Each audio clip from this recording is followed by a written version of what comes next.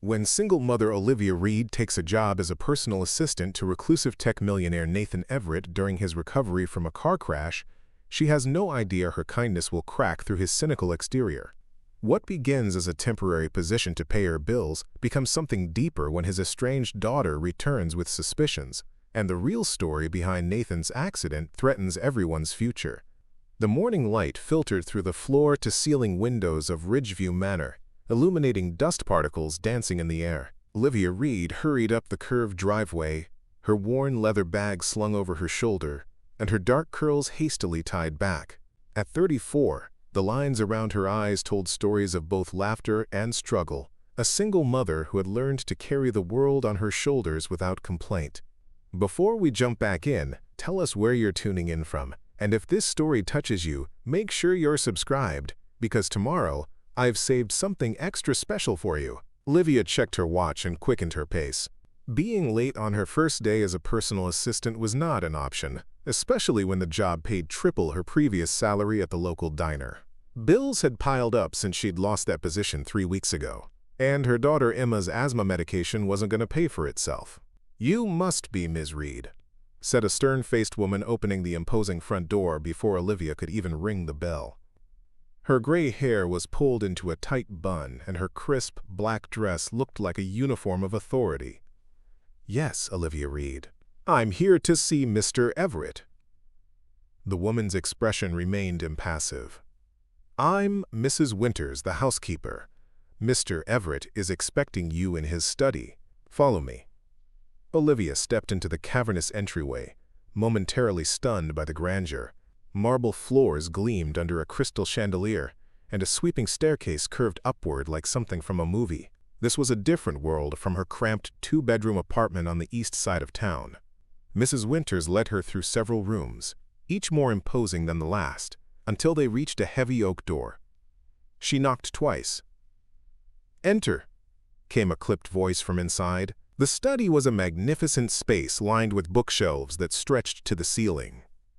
A large desk dominated the room, behind which sat Nathan Everett. At 45, he still possessed the striking good looks that had graced technology magazines for years, though they were now marred by a deep scar running from his right temple to his jaw. His right leg was elevated on a stool, encased in a sleek black medical boot. "Mr. Everett, Ms. Reed is here," Mrs. Winters announced before silently withdrawing. Nathan Everett's piercing blue eyes assessed Olivia with clinical detachment. "You're 3 minutes late." Olivia straightened her spine. "Actually, I'm 2 minutes early according to the time we agreed upon. I've been speaking with Mrs. Winters." A flicker of surprise crossed his face before his expression returned to neutral. "I see. Your references check out, though I'll be honest, your lack of experience as a personal assistant concerns me. I'm a quick learner, Mr. Everett. And I believe what you need right now isn't just someone to manage your calendar, but someone who understands physical recovery. I helped my grandmother after her stroke for 2 years. Nathan's jaw tightened. "I'm not an invalid. The car accident may have left me with temporary mobility issues, but my mind is perfectly functional. I need assistance, not nursing." "Of course," Olivia nodded, "and I'm here to provide exactly what you need. Nothing more, nothing less." For a moment, they measured each other in silence. Nathan was the first to look away.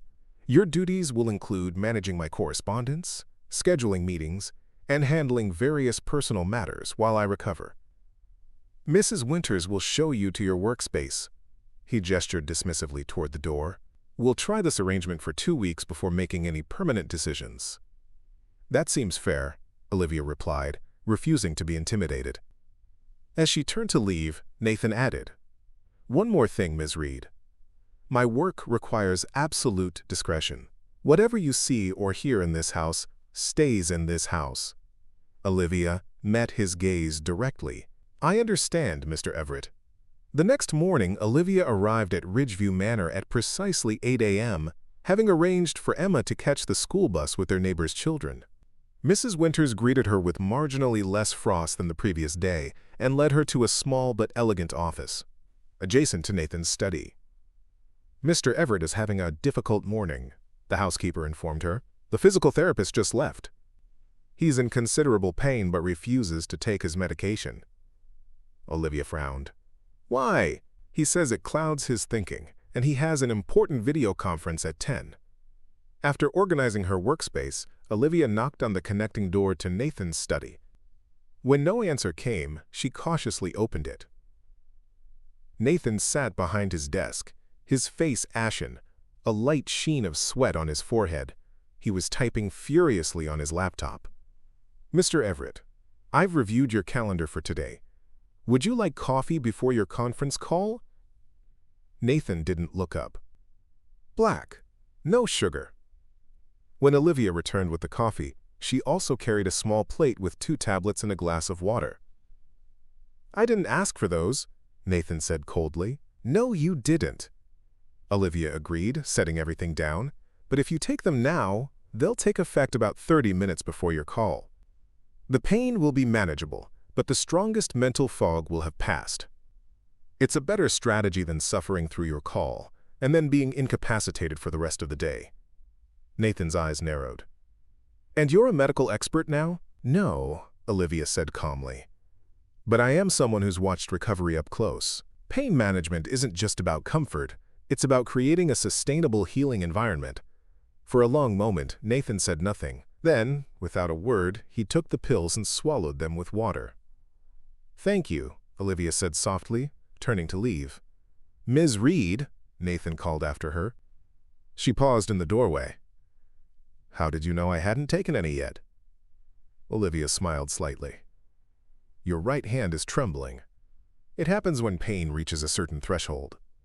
Over the next week, a rhythm developed. Olivia arrived each morning, organized Nathan's daily correspondence, scheduled calls around his therapy sessions, and gradually learned the complex business of Everett Innovations, a tech company that specialized in clean energy solutions.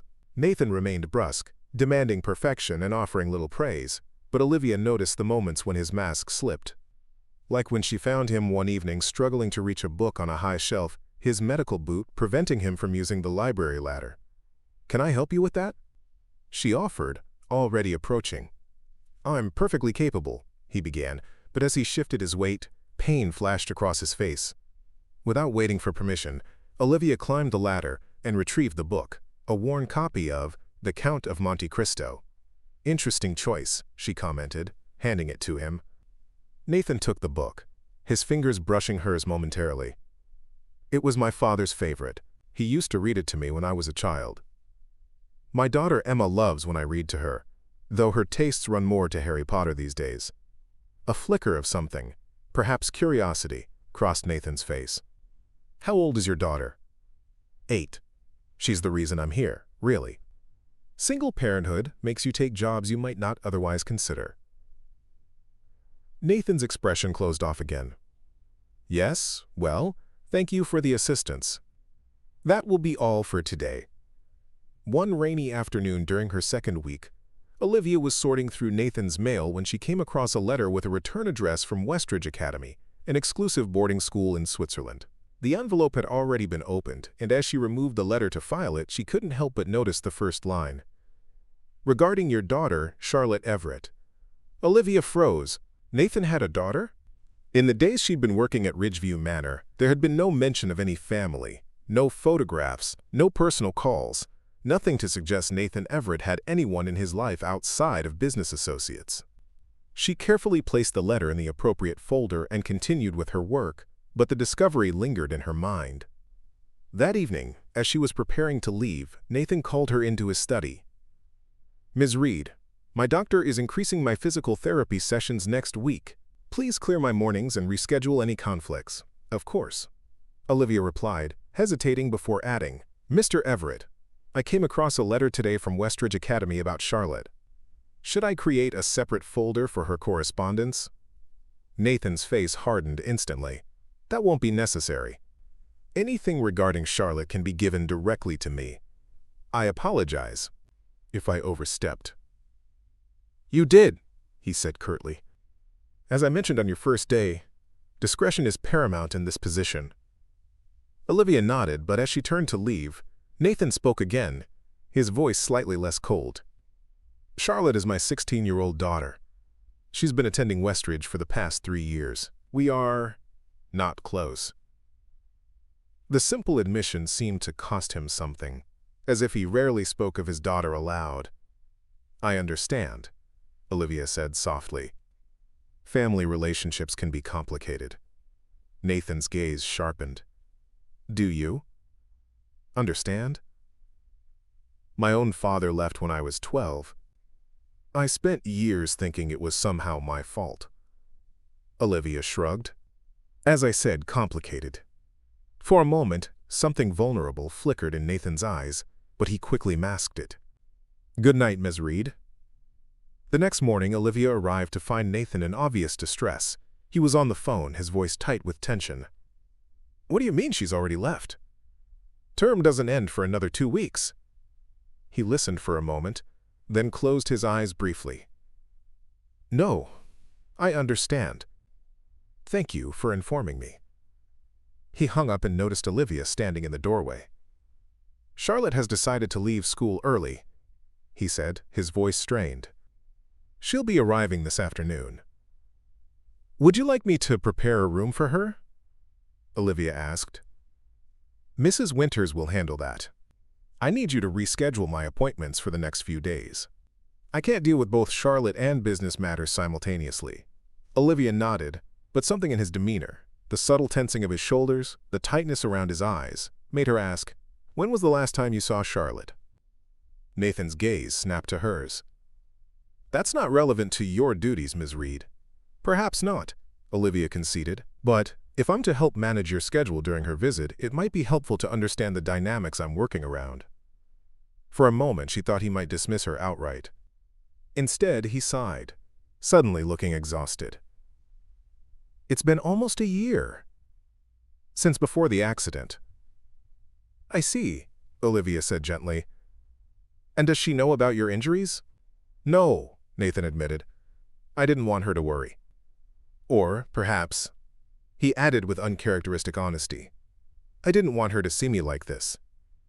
Olivia understood pride all too well, how it could both sustain and isolate.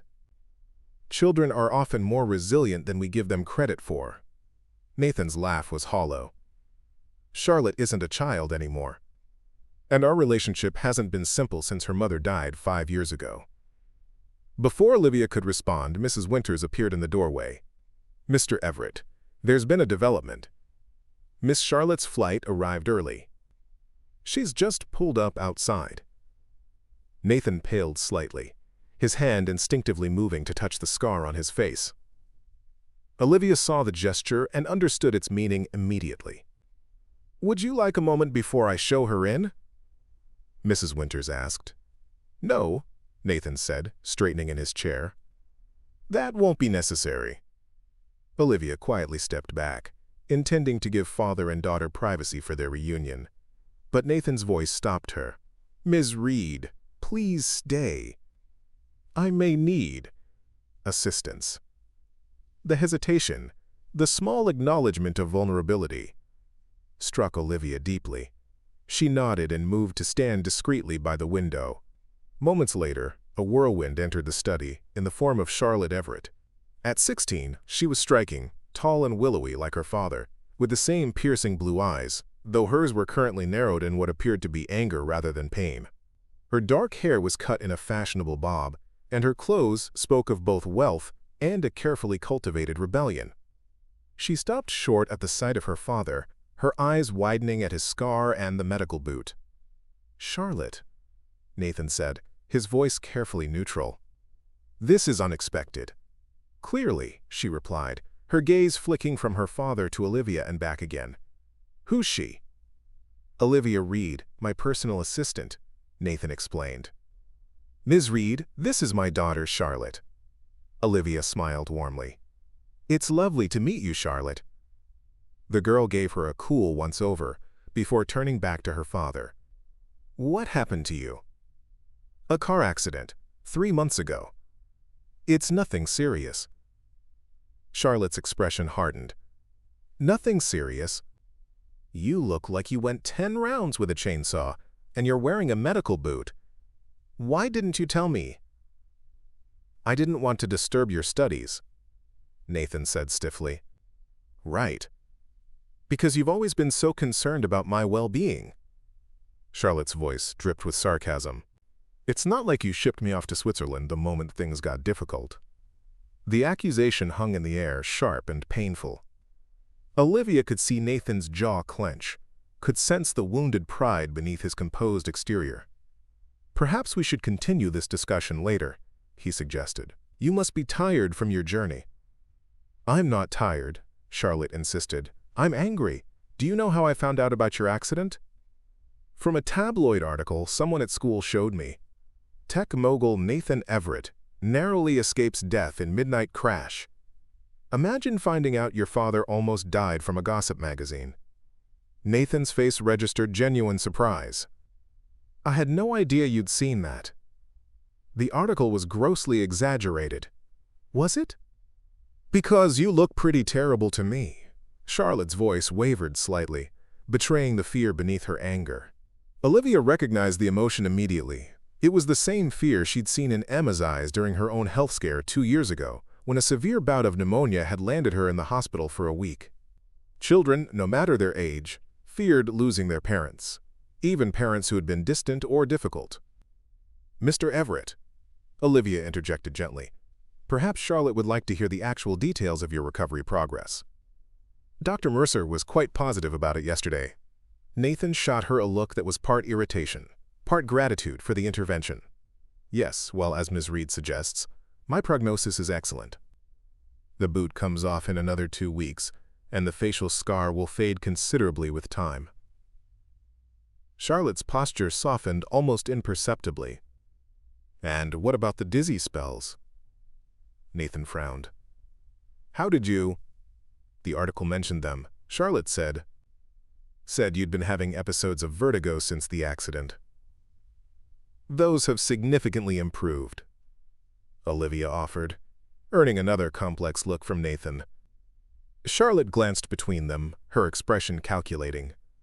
So she knows more about your health than I do. Great. Ms. Reed has been assisting with my recovery, Nathan explained. It's her job to be aware of such details. Right. Her job. Charlotte's tone suggested she was drawing her own conclusions. Well, I'll be staying for the summer, so I guess we'll be seeing a lot of each other, Ms. Reed. The declaration clearly caught Nathan off guard. The entire summer? What about your plans to stay with Jessica's family in Paris? Charlotte shrugged with studied casualness. Changed my mind. I thought it might be nice to spend time with my father for once. Unless you'd prefer I leave? The challenge was clear, and Olivia held her breath, watching Nathan navigate this emotional minefield.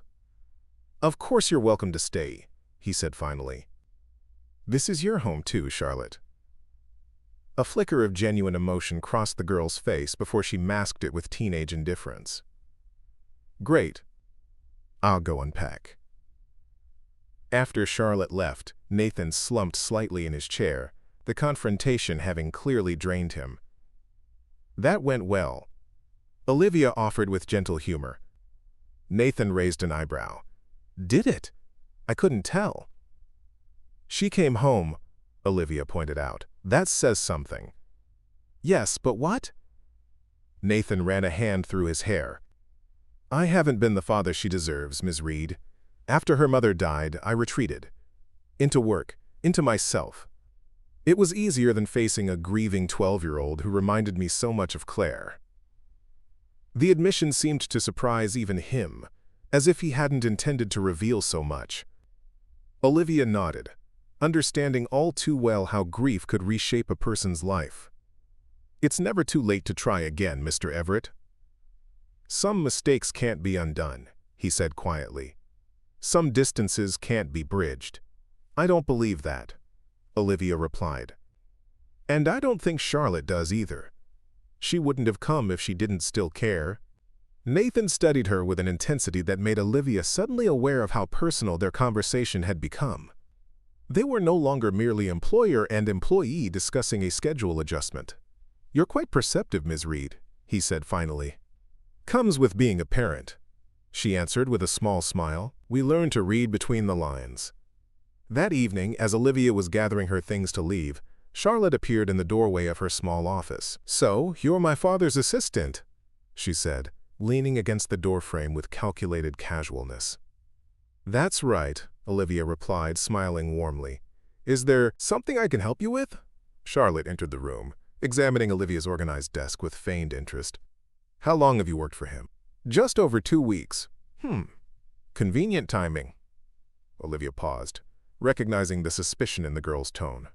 "I'm not sure I follow. Dad has an accident, and suddenly there's an attractive woman taking care of him." Charlotte's eyes were sharp, assessing. "You wouldn't be the first to see dollar signs when looking at Nathan Everett.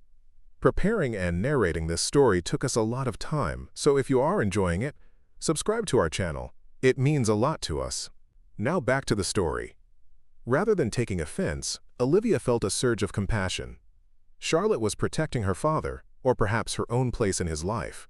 "I understand your concern," Olivia said carefully, "but I'm here because I needed a job that would allow me to support my daughter. Your father needed assistance during his recovery. It's a professional arrangement that benefits us both." Charlotte seemed taken aback by the direct response. "You have a daughter?" "Yes, Emma. She's 8. Where is she now?" "At home with our neighbor, Mrs. Castillo. She watches Emma after school when I'm working." Charlotte studied her, as if trying to reconcile this information with whatever narrative she'd constructed. "What happened to her dad?" "Emma's father decided parenthood wasn't for him before she was born," Olivia replied, keeping her tone matter-of-fact rather than bitter. "It's been just the two of us since then." Something shifted in Charlotte's expression, perhaps recognition of a parallel to her own situation, though in reverse. "That must be hard." "Sometimes," Olivia acknowledged, "but Emma's worth every challenge." "I imagine your father feels the same way about you." Charlotte scoffed, but with less conviction than before. "I doubt that. I'm just an inconvenience he shipped off to boarding school." "People cope with loss in different ways," Olivia said gently. "Some throw themselves into work, some distance themselves from reminders of their pain. It doesn't mean they don't care." "Is that what he told you? That he sent me away because he cared?" "Your father hasn't discussed his reasons with me," Olivia clarified. "I'm simply sharing an observation based on my own experience with grief." Charlotte was quiet for a moment, her teenage bravado temporarily set aside. "Did you know my mom died of a brain aneurysm? It was so sudden. One day she was fine, the next." She shrugged, the casual gesture at odds with the pain in her eyes. "I'm very sorry, Charlotte. That must have been devastating for both of you." "Dad changed after that. He used to laugh, you know. He used to take me sailing on weekends and help with my science projects. Then Mom died, and it was like he died too, except his body was still walking around, going to meetings, making money." The vulnerability in her voice was heartbreaking. Despite her sophisticated appearance, Charlotte was still very much a child who had lost both parents in different ways. "Sometimes the people who love us the most hurt us the most deeply," Olivia said softly. "Not because they want to, but because they're hurting too." Charlotte looked at her sharply. "You sound like my therapist," Olivia laughed. "I'll take that as a compliment. Therapists are generally wise people." A reluctant smile tugged at the corner of Charlotte's mouth. "I guess." Her expression grew serious again. "He really didn't tell you he had a daughter?" "Not initially," Olivia admitted. "I discovered it accidentally through some correspondence. He's a private person." "He's hiding," Charlotte corrected. "He always has been. I just don't know what from."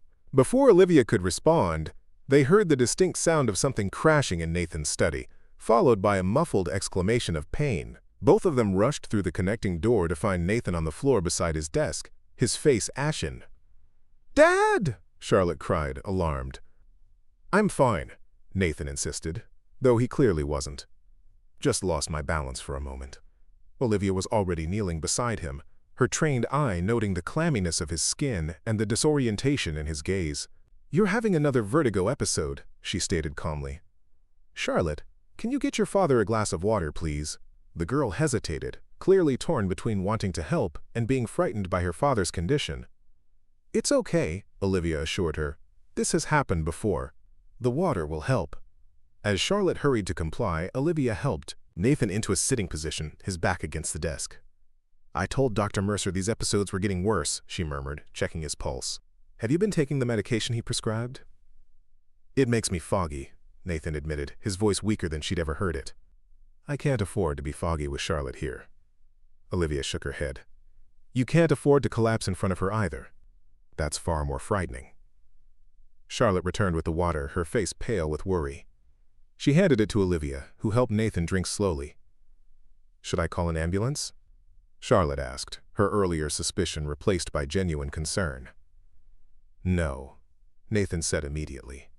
Let's give the episode a few minutes to pass, Olivia suggested, a compromise that seemed to satisfy them both. Charlotte, can you bring the small blue pill bottle from your father's bathroom cabinet? And perhaps a cool washcloth? When Charlotte left again, Nathan gave Olivia a look that mingled embarrassment and gratitude. This isn't how I wanted her to see me. Parents often forget that children don't need us to be perfect, Olivia said softly. They just need us to be present. Something in Nathan's expression changed as he looked at her, a softening, a recognition. For a moment, the walls he so carefully maintained seemed to lower. Thank you, he said simply, and Olivia understood he was thanking her for more than just the immediate assistance. As the color gradually returned to Nathan's face, and Charlotte hovered anxiously nearby, Olivia recognized that something significant had shifted between all three of them. A crisis, however small, had created a moment of genuine connection, and in that moment, the first seeds of healing had been planted. The following morning, Olivia arrived at Ridgeview Manor earlier than usual. After witnessing Nathan's vertigo episode, she was concerned about his condition and wanted to check on him before officially starting her workday. The house was quiet, bathed in the soft golden light of dawn. As she approached Nathan's study, she heard voices, his and Charlotte's, engaged in what sounded like an actual conversation rather than the tense exchanges of the previous day. Should have told you, Nathan was saying, his voice uncharacteristically gentle. I didn't want you to worry. That's not fair, Charlotte replied. I'm not a little kid anymore. I deserve to know when something's wrong. Olivia hesitated, not wanting to interrupt the moment of connection between father and daughter. She was about to retreat when the floor creaked beneath her feet. Is someone there? Nathan called out. Olivia stepped into view. Good morning. I'm sorry to disturb you. I just wanted to check how you were feeling after last night. Nathan was seated in his usual place behind the desk, looking tired but composed. Charlotte sat opposite him, her posture still guarded but less hostile than before. I'm fine, Nathan said automatically, then corrected himself with a glance at his daughter. Actually, I'm still experiencing some dizziness, but it's manageable. Dad agreed to take his medication, Charlotte added, a note of triumph in her voice. All of it, even the ones that make him foggy. Olivia smiled. That's good to hear. Would you like me to reschedule your morning calls? Nathan nodded reluctantly. Perhaps that would be wise. Charlotte and I were discussing plans for the day. We're going to look through some old photo albums, Charlotte explained, attempting nonchalance though her eyes betrayed her excitement. Dad found some pictures of Mom I haven't seen. That sounds wonderful, Olivia said sincerely. I'll handle everything in the office and give you two some privacy. As she turned to leave, Nathan called after her. Ms. Reed, Olivia. She paused, surprised by his use of her first name. Thank you, he said simply, for last night. And for… He gestured vaguely, seemingly unable to articulate exactly what he was thanking her for. You're welcome, Olivia replied, understanding nonetheless. Throughout the morning, Olivia worked efficiently, rescheduling Nathan's appointments and drafting responses to his correspondence. Occasionally, she caught the sound of Charlotte's laughter drifting from the study, a bright, youthful sound that seemed to transform the austere mansion. Around noon, Mrs. Winters appeared in Olivia's office doorway. Mr. Everett asks if you would join them for lunch on the terrace. Surprised but pleased, Olivia followed the housekeeper through the house to a lovely stone terrace, overlooking the estate's meticulously maintained gardens. A table had been set for three, and Charlotte was helping Nathan maneuver his wheelchair into position at the head of the table. You should use the chair more often, Charlotte was saying. It's not like you have to impress anyone here. I'm not trying to impress anyone, Nathan replied, though his discomfort with the wheelchair was evident. I simply prefer to maintain as much mobility as possible. Stubbornness is genetic, apparently, Charlotte said with a pointed look at Olivia, who couldn't help but smile. I see you two are getting along better today, Olivia observed as she took the seat Charlotte indicated. Dad's been showing me pictures from when I was little, Charlotte explained, pouring iced tea for all three of them. There's one of Mom and me at the beach that I'd never seen before. Claire loved the ocean, Nathan said, a softness in his expression that Olivia hadn't witnessed before. She used to take Charlotte swimming every morning during summer vacations, no matter how cold the water was. You'd watch from the shore with your coffee, Charlotte recalled. Mom always tried to get you to come in. And I always claimed to have important calls to make, Nathan added with a rueful smile. I should have joined you more often. A shadow crossed his face, and Olivia recognized the pain of regret, a pain she was intimately familiar with from her own life choices. We can't change the past, she said gently, but we can learn from it. Nathan's eyes met hers, holding for a moment longer than necessary. Yes, he agreed quietly. We can try. The lunch was surprisingly pleasant, with Charlotte doing most of the talking, sharing stories from school and her plans for the future. She wanted to study environmental science, she explained, possibly with a focus on sustainable energy, a path that clearly both surprised and pleased her father. I didn't know you were interested in that field, Nathan said. Charlotte shrugged. There's a lot you don't know about me. It could have been an accusation, but her tone was matter-of-fact rather than bitter. I'd like to change that, Nathan said carefully. Charlotte studied her father, as if assessing his sincerity. Okay, she said finally, but it goes both ways. No more secrets about your health or anything else important. That seems fair, Nathan agreed. As they finished lunch, Olivia's phone chimed with a text message. She checked it discreetly, then frowned. Is everything all right? Nathan asked, noticing her expression. It's my daughter's school, Olivia explained. Emma's having an asthma flare-up. I need to pick her up. Of course, Nathan said immediately. Take the rest of the day off. I can handle the remaining correspondence tomorrow, Olivia agreed, already gathering her things. Thank you for understanding. Wait, Charlotte interjected. Why don't you bring her here? We have plenty of room, and it's probably better for her to rest somewhere quiet than to be alone in an apartment if you have work to finish. Olivia hesitated, surprised by the offer. That's very kind, but I wouldn't want to impose. It's not an imposition, Charlotte insisted, looking to her father for support. Is it, Dad? Nathan seemed momentarily taken aback, but recovered quickly. Of course not. Charlotte's right. Your daughter is welcome here. An hour later, Olivia returned to Ridgeview Manor with Emma. The little girl's dark curls and warm brown eyes mirrored her mother's, though her skin was several shades lighter, a legacy from the father who had never been part of her life. She clutched her inhaler in one small hand and held tightly to Olivia's with the other, wide-eyed at the grandeur of the mansion. This place is like a castle, she whispered as they entered the foyer. It is pretty impressive, isn't it? Olivia agreed, squeezing her daughter's hand. But remember what we talked about in the car? Mr. Everett is recovering from an accident, so we need to be respectful of his space. Emma nodded solemnly.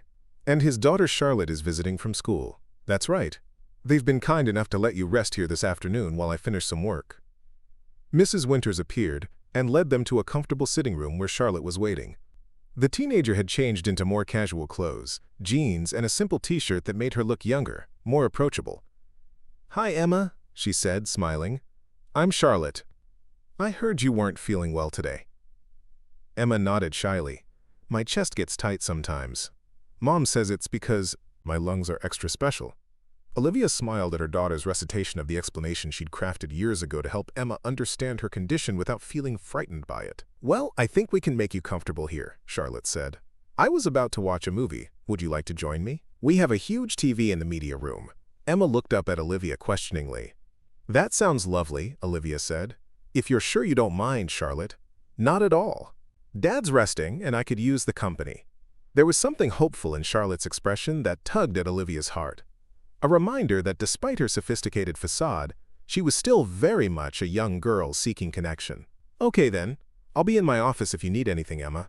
Be good for Charlotte. As Olivia turned to leave, Charlotte added casually, We might make cookies later, if that's okay. Mrs. Winters said she'd help us. The unexpected thoughtfulness of the gesture Arranging activities to entertain a sick child revealed a side of Charlotte that Olivia hadn't fully glimpsed before. "Emma would love that," Olivia said warmly. "Thank you, Charlotte."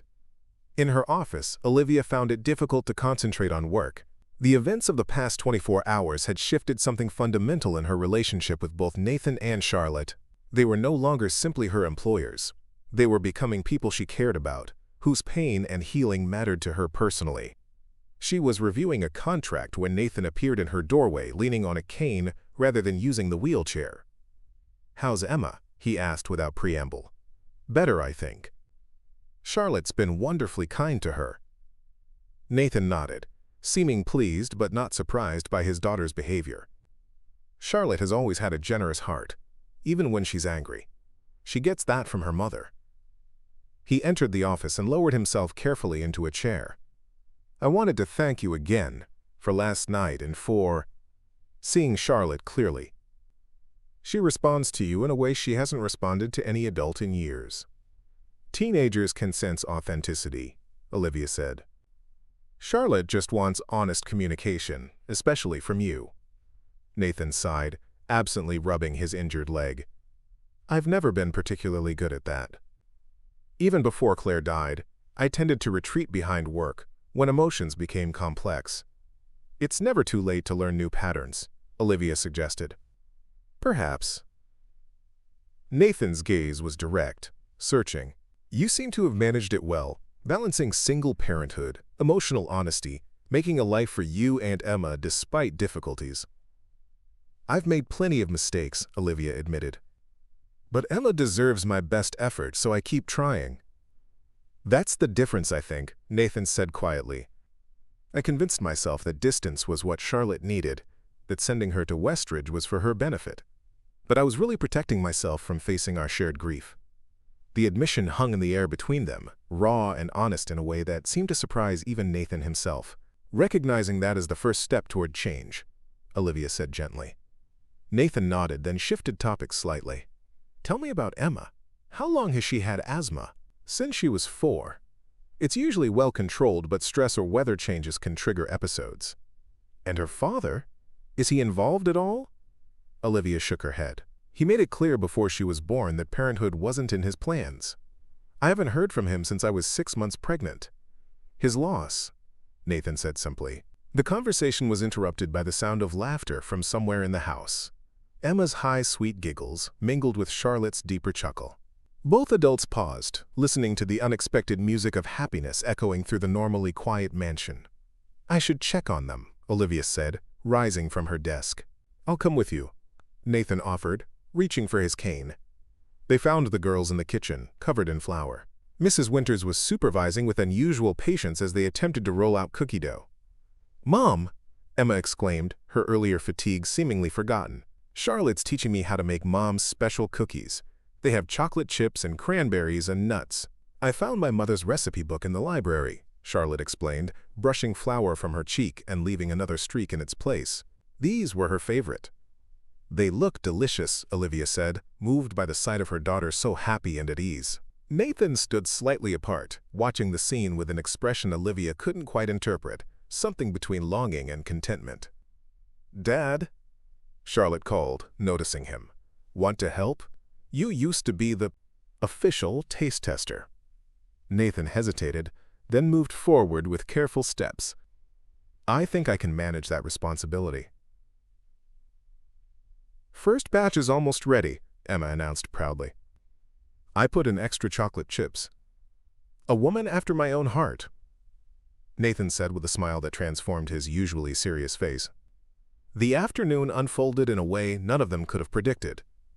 4 people who had been strangers days ago, now sharing cookies and conversation in a kitchen filled with warmth. Emma's asthma symptoms eased, and she bloomed under Charlotte's attentive mentoring. The teenager, in turn, seemed to find joy in being the big sister figure, showing Emma how to properly measure ingredients and sharing stories about her own childhood adventures. As evening approached, Olivia reluctantly gathered Emma's things, preparing to leave. "Do you have to go?" Charlotte asked, a hint of the lonely girl beneath her confident exterior showing through. "I'm afraid so. It's a school night, and Emma needs her rest. You could stay, Nathan suggested, the offer clearly surprising all of them, including himself. We have plenty of guest rooms, and it would save you the commute tomorrow morning. Olivia hesitated, sensing the complexity of what seemed like a simple invitation. That's very generous, but we don't have any of our things. I have pajamas you could borrow, Charlotte offered eagerly. And we can find something for Emma, too. Emma looked up at her mother with pleading eyes. Can we, Mom? Please? Charlotte said we could watch the stars from the upstairs balcony later. She has a telescope. Olivia found herself torn between professional boundaries and the undeniable pull of the connection forming between these four wounded souls. Just for tonight, she conceded finally. But we'll need to go home tomorrow after work. Emma cheered, and even Charlotte looked genuinely pleased. Nathan's expression was more reserved, but Olivia caught the subtle softening around his eyes that she was learning to recognize as contentment. That night, after Emma had fallen asleep in a guest room that was larger than their entire apartment, Olivia stood on the balcony Charlotte had mentioned, gazing at the stars. The night was clear and cool, the constellations bright against the velvet sky. Beautiful, isn't it? Nathan's voice came from behind her.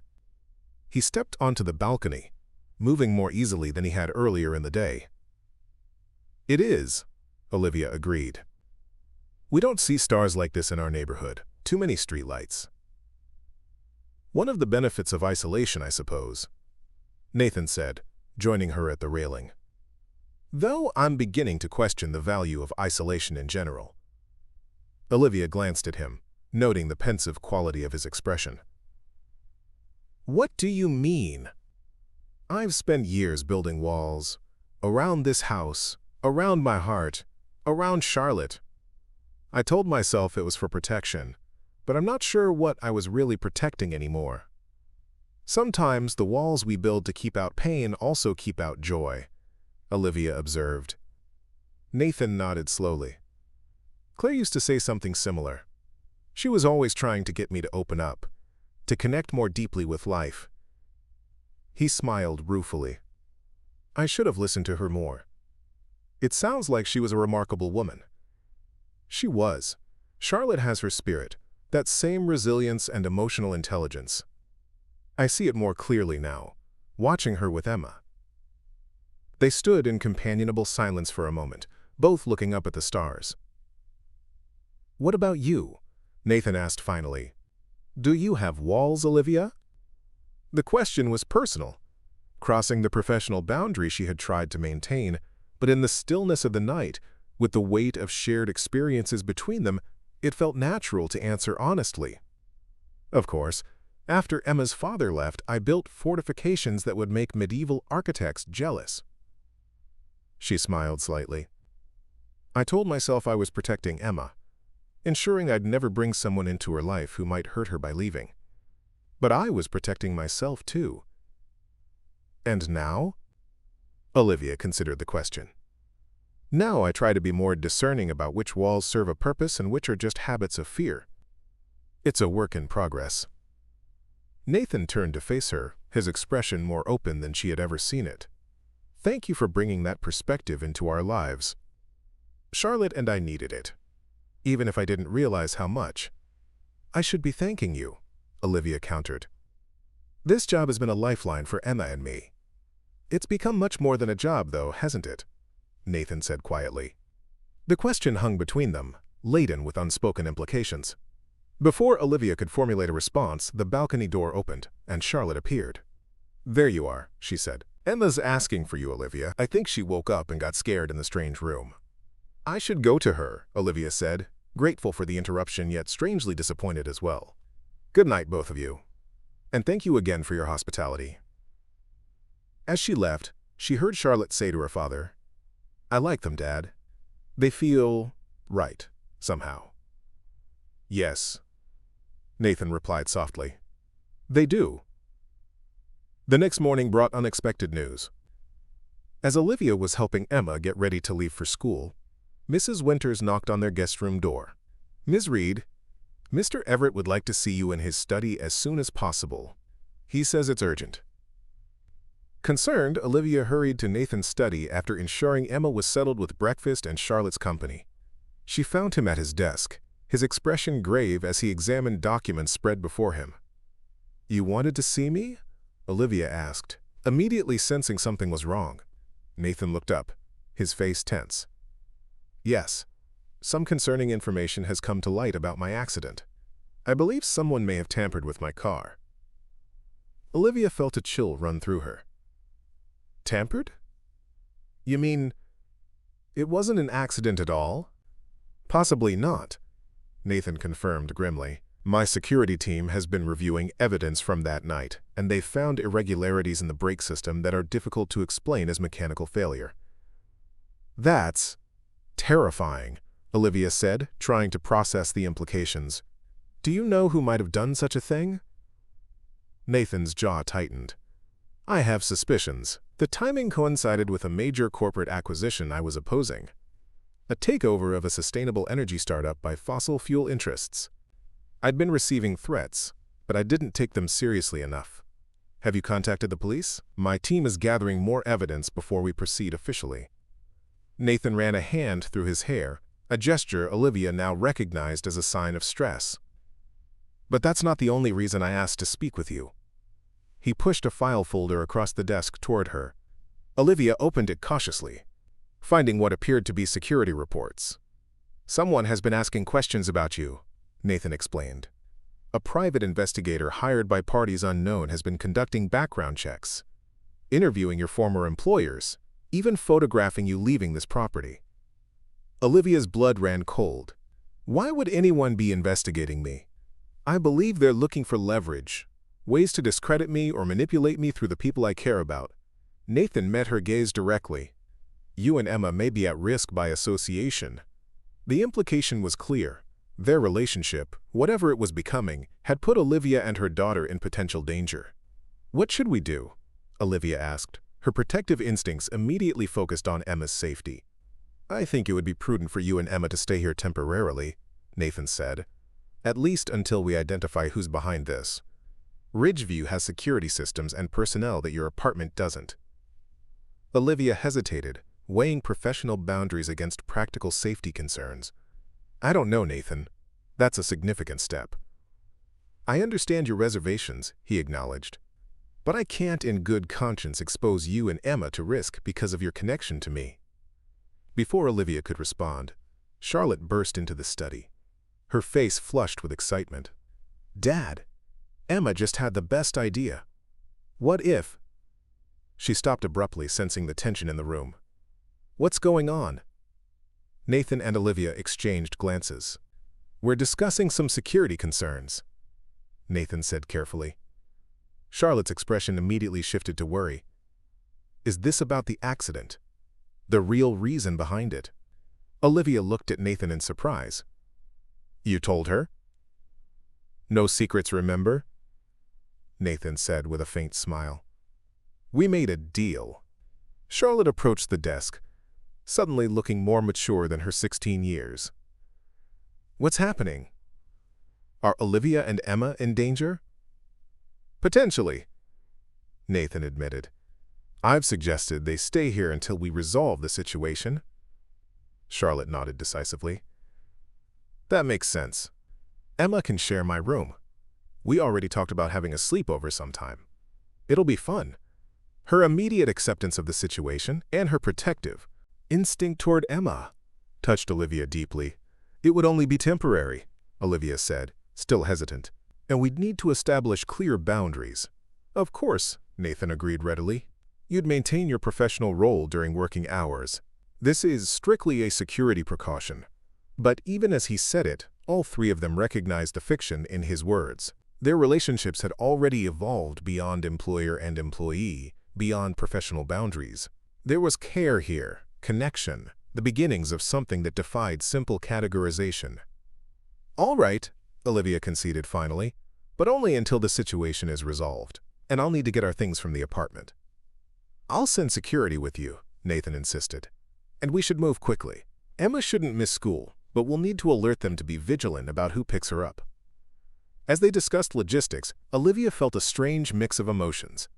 Fear for Emma's safety, concern about the blurring of professional lines, but also an undeniable sense that somehow, against all odds, she and her daughter had found a place where they belonged. Later that day, after retrieving essential items from their apartment with the oddly comforting presence of Nathan's security detail, Olivia watched as Emma and Charlotte sprawled on the floor of Charlotte's room, organizing Emma's small collection of books on a shelf that Charlotte had cleared especially for her. "This one goes here," Emma was saying seriously, "because it's about stars, and you said this shelf is for science books." "Perfect classification," Charlotte agreed with equal seriousness. "You'd make an excellent librarian." The ease between them was remarkable. The teenager who had arrived angry and defensive now patiently mentoring a child she had known for less than 24 hours. "They're good for each other." Nathan's voice came from beside Olivia, where he had appeared silently in the doorway. "They are," Olivia agreed softly. "Emma's never had a sister figure before. And Charlotte's been isolated from normal family interactions for too long," Nathan added. "Boarding school has its advantages, but it's no substitute for this kind of connection." As if sensing they were being discussed, both girls looked up. "Mom," Emma called. "Charlotte says we can use the pool tomorrow if my asthma's better. Can we?" "We'll see how you're feeling," Olivia hedged. "And I'd need to supervise." "I can teach her to swim better," Charlotte offered eagerly. "I was on the swim team at Westridge." Nathan smiled at his daughter's enthusiasm. "Your mother would be proud of you, sharing her love of swimming." Charlotte's expression softened at the mention of her mother. "I think she'd like Emma. And Olivia, too." The simple statement carried profound meaning, an acknowledgement that these new people in their lives were significant, that they belonged somehow in the narrative of the Everett family. That evening, after Emma had been tucked into a makeshift bed in Charlotte's room, the teenager having insisted on a quote-quote sleepover despite the available guest rooms, Olivia found herself once again on the balcony, trying to process the whirlwind of changes in her life. Nathan joined her, moving more confidently now with his cane. "Security reports no unusual activity at your apartment," he informed her, "but I still think you're safer here for the time being." "Thank you," Olivia said, "though I have to admit, this is all happening very quickly. A week ago, I was a newly hired assistant. Now I'm living in your home, caught up in corporate intrigue, and our children are becoming inseparable." Nathan chuckled, the sound still rare enough to surprise her. Life rarely follows the paths we expect. Sometimes it veers wildly off course, and we find ourselves in territory we never mapped.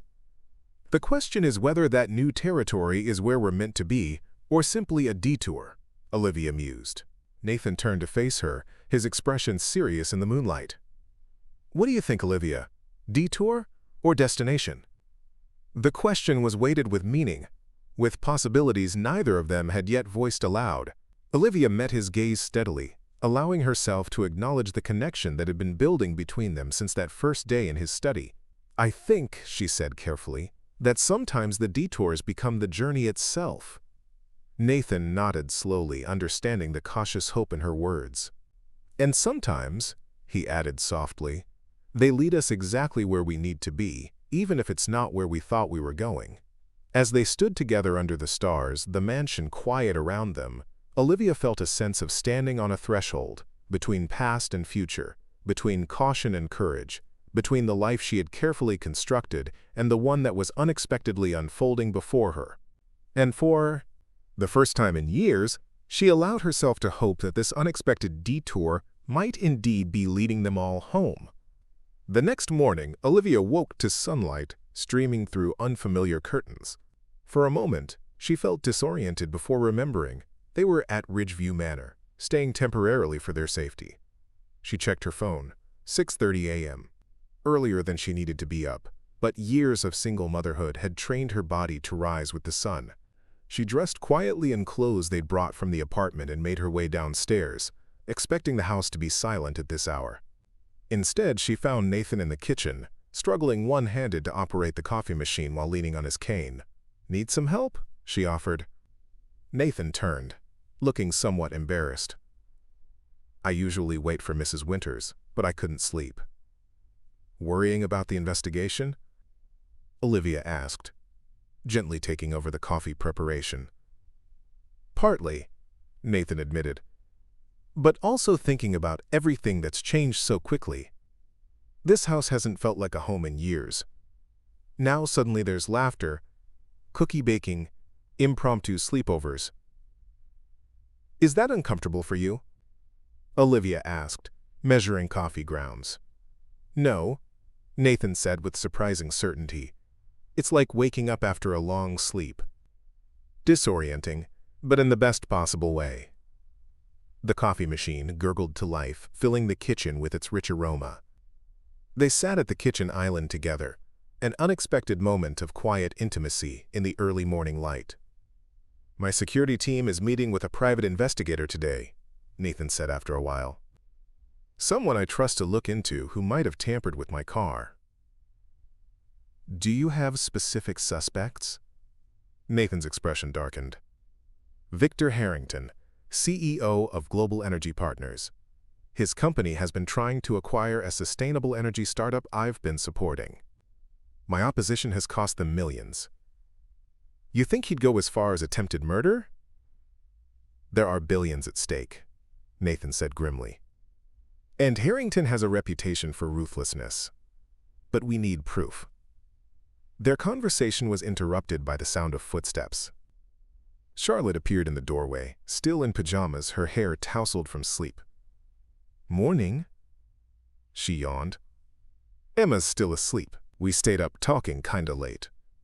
Nathan raised an eyebrow. Kinda late? Charlotte had the grace to look sheepish. Midnight-ish? She had so many questions about stars and planets. The kid's seriously smart, Olivia. She's curious about everything, Olivia agreed, warmed by Charlotte's assessment of her daughter. Always has been. Like someone else I know, Nathan said with a fond glance at Charlotte. You used to keep us up with endless questions too. I did. Charlotte seemed pleased by the comparison. Absolutely. Your mother used to say your brain never shut off, even in your sleep. These casual mentions of Claire had become more frequent. No longer painful wounds to be avoided, but cherished memories to be shared. It was a subtle but significant shift that Olivia had noticed over the past days. Charlotte poured herself a glass of orange juice and hopped onto a stool beside her father. So what's the plan for today? Are we still on security lockdown? Yes, Nathan confirmed. I'd prefer if you all stayed on the property until we know more. What about school? Olivia asked, thinking of Emma. I've arranged for a security detail if necessary, but given that it's Friday, perhaps she could miss one day. My security team should have more information by the weekend. Olivia hesitated, weighing the disruption to Emma's routine against the potential risk. I suppose one day wouldn't hurt. She's been doing well academically. We could have a pool day, Charlotte suggested eagerly. I already promised to teach Emma more swimming, and it's supposed to be warm today. That sounds nice, Olivia agreed, though I'll need to monitor her breathing carefully. I have some calls I can't postpone, Nathan said, but perhaps I could join you later in the afternoon? The casual suggestion, Nathan Everett, tech mogul and workaholic, contemplating an afternoon by the pool, struck Olivia as remarkable evidence of how much had changed in such a short time. The day unfolded with a peaceful rhythm that felt both novel and strangely natural. Emma was delighted to have a special day off and spent the morning helping Charlotte organize her extensive book collection, the two of them developing an elaborate classification system that had both Nathan and Olivia exchanging amused glances. After lunch, Charlotte led Emma to the indoor pool, a spectacular space with glass walls overlooking the gardens. Olivia followed with Emma's inhaler and a watchful eye, settling on a lounge chair with a book, while Charlotte patiently taught Emma to improve her freestyle stroke. She's good with her, Nathan observed, appearing mid-afternoon as promised. He'd exchanged his usual business attire for casual pants and a button-down shirt with the sleeves rolled up, the most relaxed Olivia had seen him. She is, Olivia agreed, watching as Charlotte demonstrated how to blow bubbles underwater, Emma following her example with determined concentration. Emma's never had many older role models besides me. It's good for her. And good for Charlotte, too, Nathan said, lowering himself carefully into the chair beside Olivia's. She's had to grow up too quickly in some ways, but missed out on normal social development in others. Boarding school creates a very specific kind of maturity. "Dad," Charlotte called from the pool. "Come show Emma your famous cannonball." Nathan laughed, genuinely surprised. "I haven't done a cannonball in years." "Please?" Emma added her plea, her wide brown eyes impossible to resist. Nathan glanced at his leg and its medical boot. "I'm not sure I'm physically up to it yet." "Maybe next time," Olivia suggested, saving him from disappointing the girls. "Definitely next time," Nathan promised, and something in his tone made Olivia realize he was already envisioning a future where such moments would continue, where next time was an assumption rather than a question. The afternoon mellowed into evening, and after dinner, the four of them gathered in the home theater to watch a movie of Emma's choosing. Halfway through, Olivia noticed that Nathan had fallen asleep, his head tilted slightly toward her shoulder. Charlotte caught her eye and smiled knowingly, raising an eyebrow in a gesture that conveyed both amusement and approval. Later, after tucking Emma into bed in the guest room she now occupied, Olivia found herself once again drawn to the balcony. The night was cloudy, the stars hidden, but the air was fresh and helped clear her mind. She heard Nathan's approach before she saw him. The distinctive rhythm of his steps with the cane had become familiar to her ear. "I got a call from my investigator," he said without preamble. "They've found evidence linking Harrington to a mechanic who had access to my car the day before the accident." "That's good news, isn't it? Evidence you can take to the police?" "It's a start," Nathan agreed. "But Harrington has powerful connections. We need to build an airtight case." He moved closer, standing beside her at the railing. "The investigator also found something else, evidence that the same people investigating you have been keeping tabs on me for months. They've been methodically exploring every aspect of my life, looking for weaknesses." "And they think I'm a weakness?" Olivia asked, unsure whether to be offended or flattered. "They think you might be becoming one," Nathan corrected softly. "They're not wrong." The admission hung in the air between them, weighted with implications neither had fully voiced until now. "Nathan, You don't have to say anything," he interrupted gently. "I know this situation is complicated. You were hired as my assistant less than a month ago, and now you're living in my home, caught up in my problems. Your priority has to be Emma's well-being." "It is," Olivia confirmed. "But that doesn't mean I haven't." She trailed off, searching for the right words. "Haven't what?" Nathan prompted, his voice low. "Felt something developing between us," she finished honestly. "Something I wasn't looking for. Something that probably breaks every rule of professional conduct, but something real nonetheless." Nathan's expression softened. "I felt it too. At first, I told myself it was gratitude for your help with my recovery, or appreciation for how you've connected with Charlotte. But it's more than that." He reached for her hand, his touch gentle and questioning. "The question is, what do we do about it? Your job, Emma's security, the ongoing investigation, everything is entangled now." Before Olivia could respond, a sharp knock at the balcony door interrupted them. Mrs. Winters stood there, her usually impassive face tight with concern. "Mr. Everett, there's a situation. Security has detected an intrusion at the perimeter of the property." Nathan immediately straightened, his personal matters set aside. "Where?" "The eastern fence line. The security team is investigating, but they've advised everyone to move to the central part of the house as a precaution." Olivia felt a chill of fear. "Emma." "I'll get her," Nathan said immediately. "Mrs. Winters, please wake Charlotte and bring her to my study. It's the most secure room in the house." As they moved quickly through the house, Nathan's security chief met them in the hallway. "Sir, we've identified 2 intruders attempting to bypass the security system. Police have been called, but they're still 10 minutes out. Do we know who they are? Not yet, but they appear professional. Not ordinary trespassers." Nathan's expression hardened. "Double the guards on all entrances. I want a man outside each bedroom door." "Already done, sir." Olivia hurried to Emma's room, finding her daughter still peacefully asleep, unaware of the potential danger. With gentle urgency, she woke her. "Sweetheart, we need to move to another room for a little while. There's a security concern." Emma blinked drowsily. Like a fire drill? Something like that. Olivia agreed, grateful for her daughter's calm acceptance. Let's grab your inhaler and favorite stuffed animal. By the time they reached Nathan's study, Charlotte was already there, looking alert despite having been woken from sleep. Nathan arrived moments later, his face grim. The police are on their way, he informed them. The security team has visual confirmation of the intruders, but they haven't been apprehended yet. Who are they? Charlotte asked, her voice steady though her eyes betrayed her fear. We don't know for certain, Nathan replied, but given recent events, it's likely connected to the people who tampered with my car.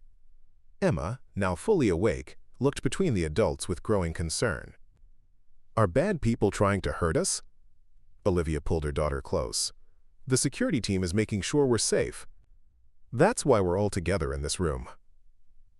Like a fortress, Charlotte added, making an effort to sound reassuring for Emma's sake.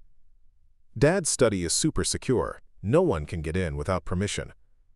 Nathan's phone rang and he answered immediately. Everett. His expression shifted as he listened, relief gradually replacing tension. Understood. Keep me updated. He ended the call and turned to the others. The police have arrived, and one intruder has been apprehended. The other escaped but left equipment behind. They appear to have been attempting to plant surveillance devices, not launch a direct attack. Surveillance? Olivia repeated. They were trying to spy on us? It seems so, Nathan confirmed. Which suggests they're still gathering information, not yet ready to make another move against me directly. That's somewhat reassuring, I suppose, Olivia said, though she still held Emma protectively close.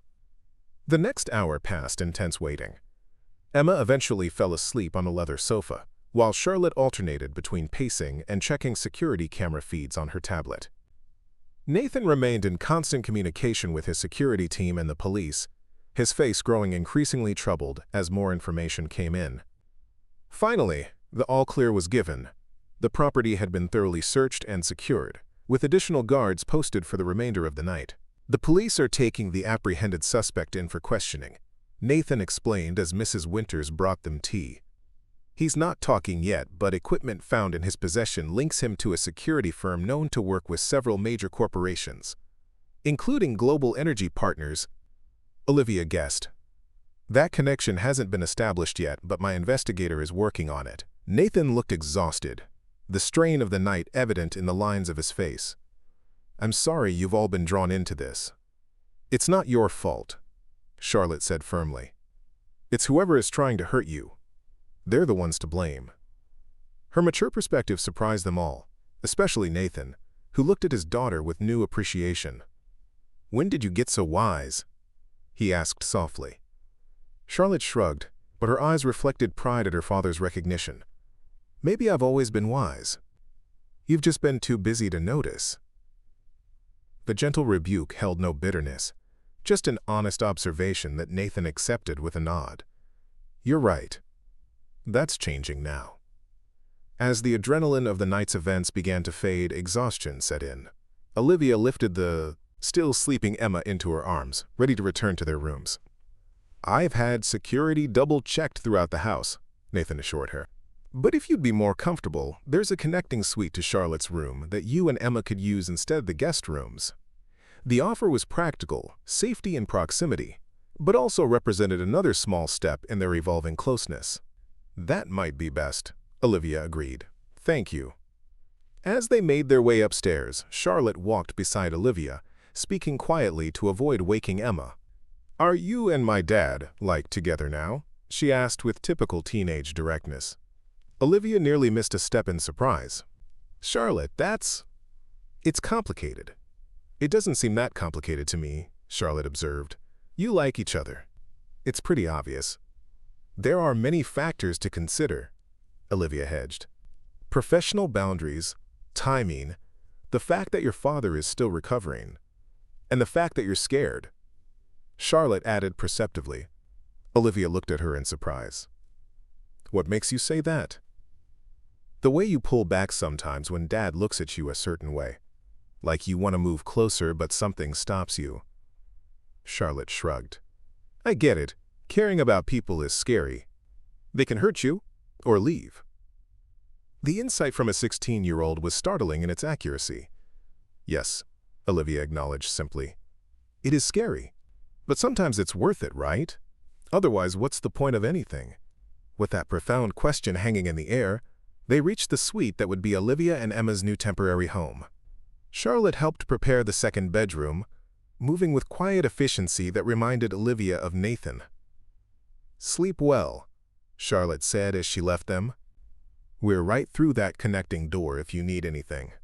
Alone with her sleeping daughter, Olivia took a moment to process the night's events.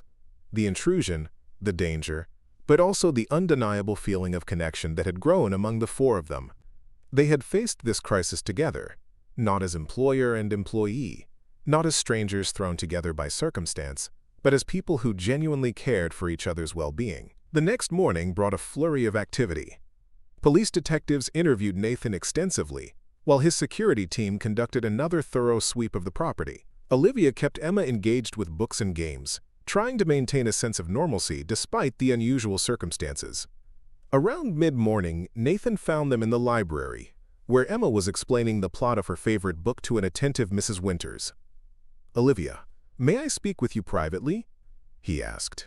In his study, Nathan seemed both troubled and determined. The police have made progress.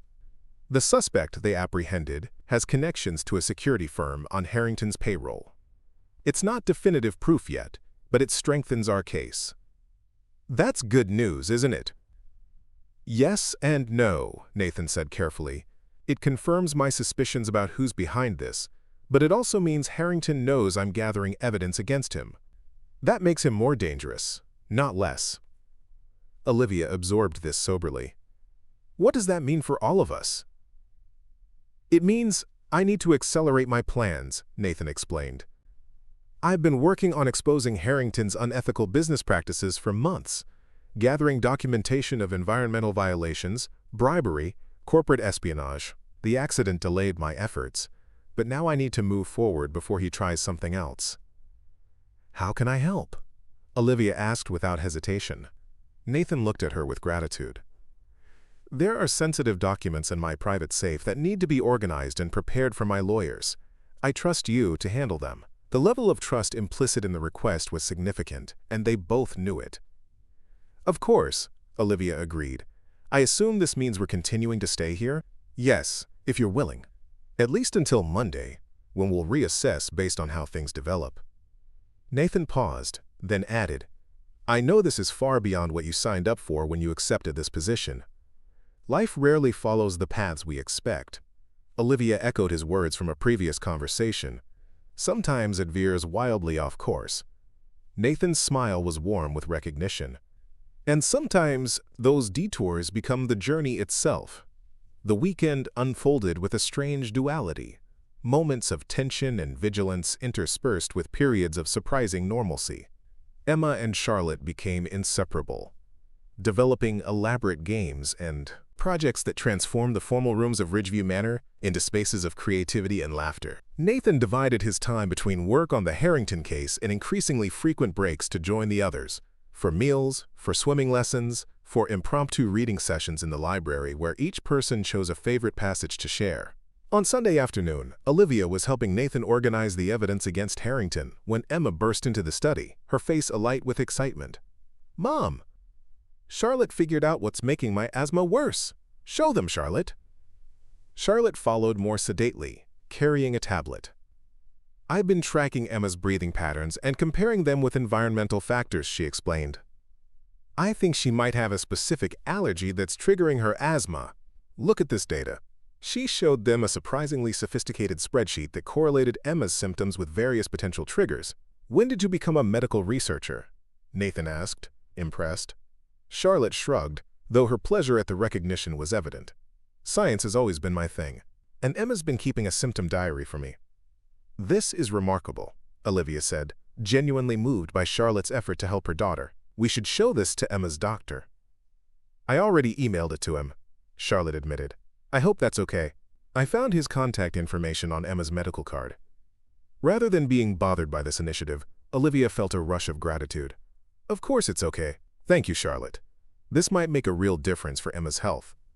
The teenager beamed, then grew serious. There's something else we wanted to talk to you both about. Emma nodded vigorously. We have a plan. Nathan and Olivia exchanged curious glances. What kind of plan? Nathan asked.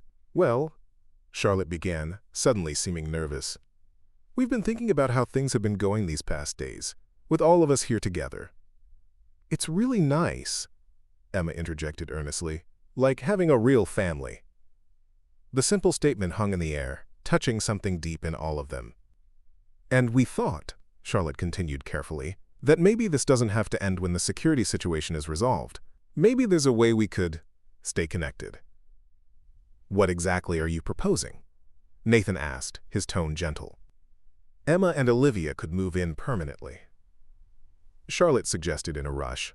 There's plenty of room, and Emma and I get along great, and you and Olivia work well together, and it just seems stupid to go back to living separately when we could be together. The directness of the proposal, clearly crafted with teenage logic but stemming from genuine emotion, left both adults momentarily speechless. Girls, Olivia finally said, that's a very big suggestion. There are many factors to consider. Like what? Emma challenged with 8-year-old practicality. Our apartment is tiny and noisy. Here, there's a pool and a library and Charlotte. And there's more security here, Charlotte added pragmatically. So if those bad people are still a problem, you'd be safer. Nathan cleared his throat. While those are valid points, what you're suggesting would represent a significant change in all our lives. It's not a decision to be made hastily. Why not? Charlotte persisted.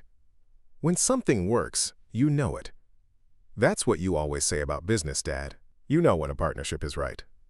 The parallel wasn't lost on either adult, and Olivia caught Nathan's eye, seeing her own mixture of amusement and discomfort reflected there. Let's table this discussion for now, Nathan suggested diplomatically. We still have the immediate situation with Harrington to resolve. The girls accepted this postponement, though not without exchanging looks that suggested they considered their proposal perfectly reasonable and would revisit it soon. After they left, Nathan turned to Olivia with a rueful smile. Well, that was unexpected. Children have a way of cutting through complications to what they see as obvious solutions. Olivia agreed. Though I should apologize for Emma's presumption. No apology needed, Nathan assured her. In fact, their perspective is refreshingly straightforward. They see the connection that's formed between all of us and want to nurture it. He moved closer, taking her hand in a gesture that had become increasingly natural between them. The question is, what do we want, Olivia? Beyond the immediate crisis, beyond professional boundaries, what future do we envision? It was the most direct acknowledgement yet of what had been developing between them, not just attraction or connection, but the potential for something lasting. I want Emma to be safe and happy, Olivia said slowly. I want to continue the work I've found meaningful here, and I want, she hesitated, then finished honestly, to explore what's growing between us without rushing or forcing it. Nathan nodded, his expression serious but hopeful. I want those things too. And I want Charlotte to have the family connection she's clearly craving. I want to be a better father to her than I have been. You're already becoming that, Olivia assured him. Because of you, Nathan said simply. You've shown me what I was missing, what I was afraid to reach for after Claire died. He drew her closer, his intent clear in his eyes. This time, there were no interruptions, no crises to avert. When his lips met hers, the kiss was gentle but certain, an affirmation of feelings that had been building steadily, a promise of possibilities to come. The moment was broken by the sound of Nathan's phone. He answered it with reluctance, his expression quickly shifting to alert attention as he listened. When? He asked sharply. Are you certain? Yes. Forward everything to my lawyers immediately.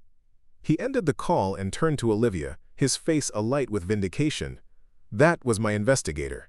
They found concrete evidence linking Harrington to both the tampering with my car and the surveillance attempt.